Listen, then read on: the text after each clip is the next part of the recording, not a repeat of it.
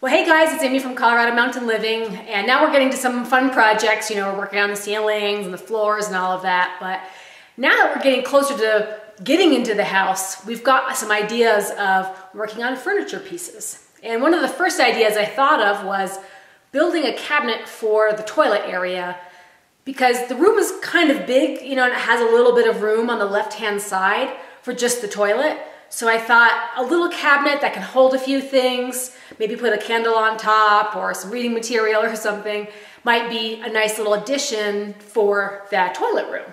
So I thought, let me take stock of our scrap wood, since we have so much right now, and some of the techniques I learned with tongue and groove lately. I thought I'd be able to cobble together something that might fit my needs, because I had gone shopping and I probably went to half a dozen stores to look for a little tiny cabinet, and I found nothing.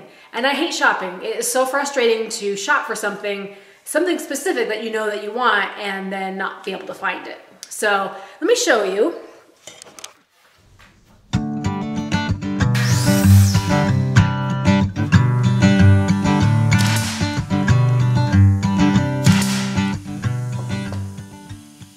This is the last of our tongue and groove that we're going to be putting into the ceiling in the living area, but we've had to cut to length, so we have a lot of scrap and a lot of, you know, and it's pretty generous. You know, these are almost 4-foot length boards, and then we have a lot of intermediate pieces. We have a lot of little pieces, so I wanted to recycle, and then I kind of sketched out in my mind what I thought would be a reasonable size. So going into the bathroom, I thought maybe 30 inches high, 10 inches wide, 24 inches across.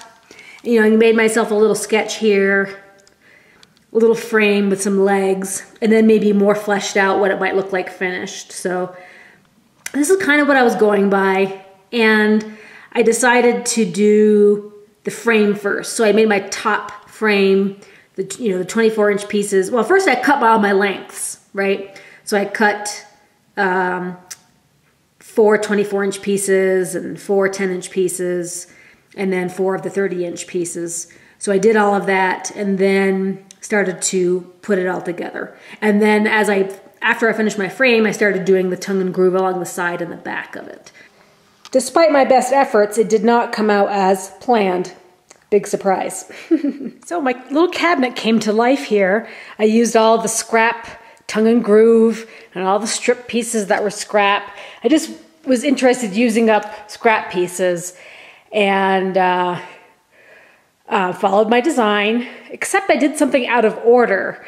So initially I made this frame first, because it goes around the top, and then I put my legs inside the frame, and then I actually was distracted. I was talking on the phone when I was doing some of this.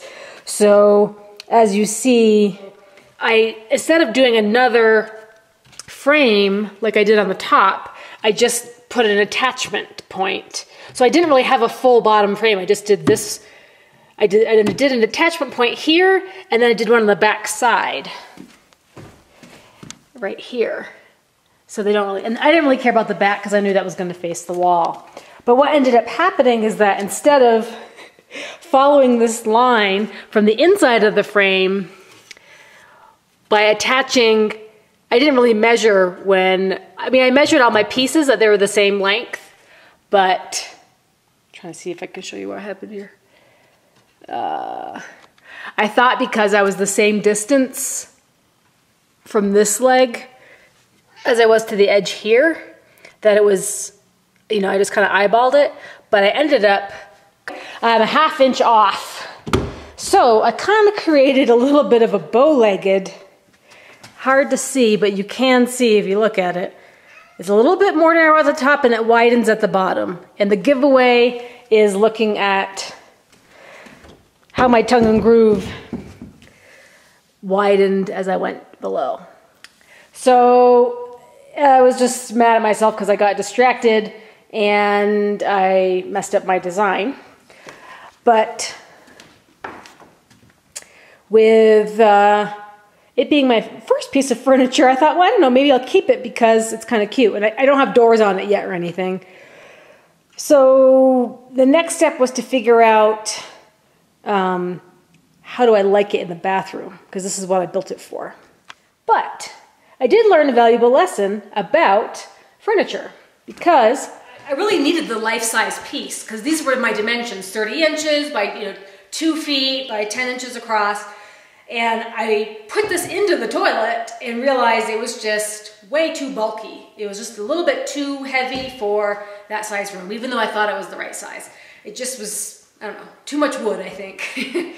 So something a little bit lighter is what I think I'm going to gear towards. And I can always recycle this or reuse this in something else, like maybe like a little potting cabinet, for gardening tools. Brian had made me these cedar, live edge cedar boards for my craft shows, and I had used these for a while. And it's a really nice tabletop. I mean, it looks beautiful, but I think it looks a little silly with the rest of the cabinet. I just don't think they go together. I don't know, too much pine, I think. So I'm going to simplify my design. So that's what I'm thinking, folks, is redesigning it a little bit. Going back to the drawing board and smaller version of this toilet cabinet. Anyhow, so that's the scoop, folks, on furniture.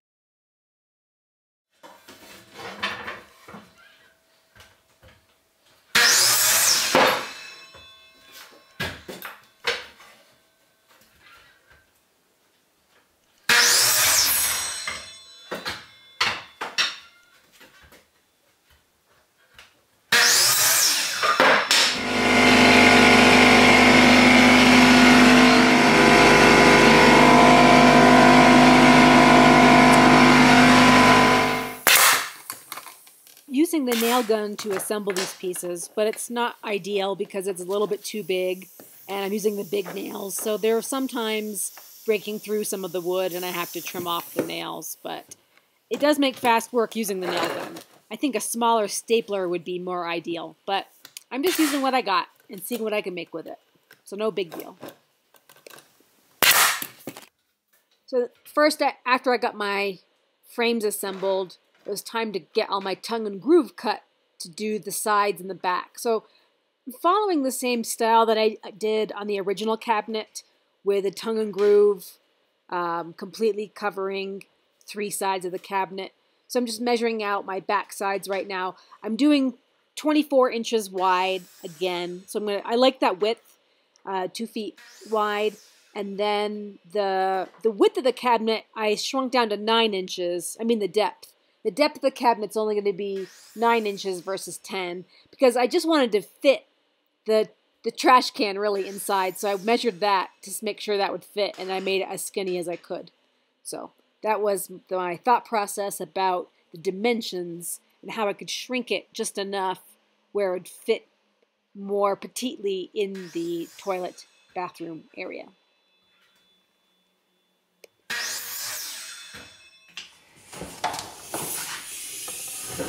So as I start to assemble the cabinet, I actually moved away from using legs altogether and using frames altogether. I mean, I just made my top frame, and then I followed those 3 sides down with the tongue and groove directly from that without having to nail into any kind of cabinet legs. I felt like that was kind of screwing me up from the first part, and this way I could see that my lines were really clear because I was, attaching each side together by itself. So I'm just focusing on getting the sides and the back together, and then I'll go back through and secure the sides afterwards. But at least this way I can see that I'm getting my boards lined up and the lines are straight.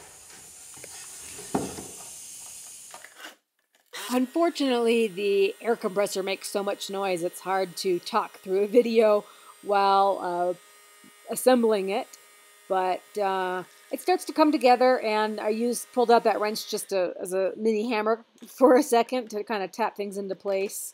but you know, kind of familiar with the tongue and groove, and it's I don't know, it kind of reminds me of building blocks. I really like using it, and it has a nice design to it when you're finished. So just put in a few more nails there, and I still came across, you know, a few stray nails going crooked, and having to trim those out afterwards, and having to go back and re-secure everything that I missed. So that is always an issue as well.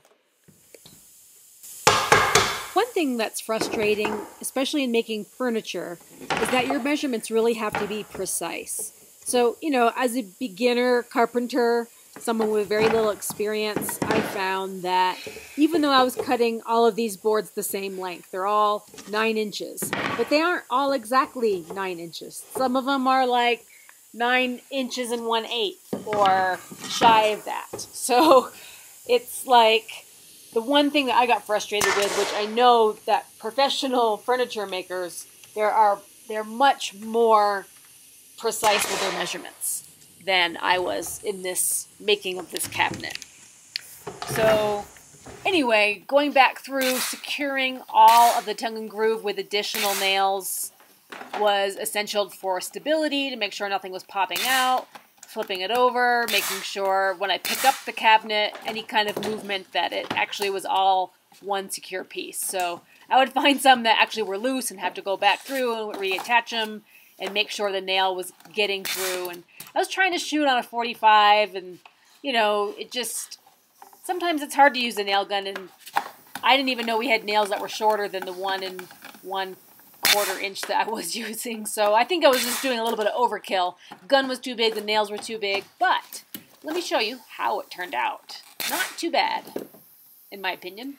All right, now before I finish, there's a lot of steps before finishing. I'm actually just testing out the size here to see if I like it. And I actually like it a little bit shorter. I left the legs off because I thought I could add legs later if I wanted to change the height. But I actually think this is a good height. It doesn't overwhelm the room.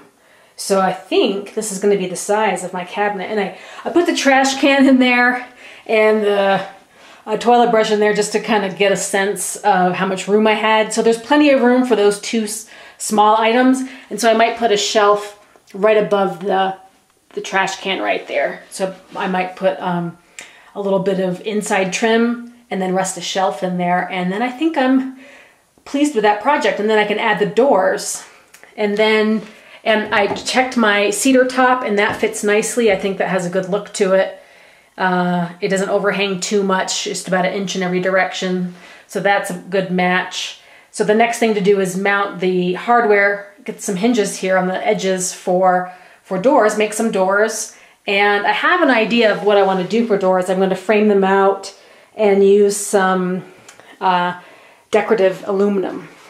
So look at the difference in size of, so this is the most recent cabinet, and then the other cabinet back here is just very large.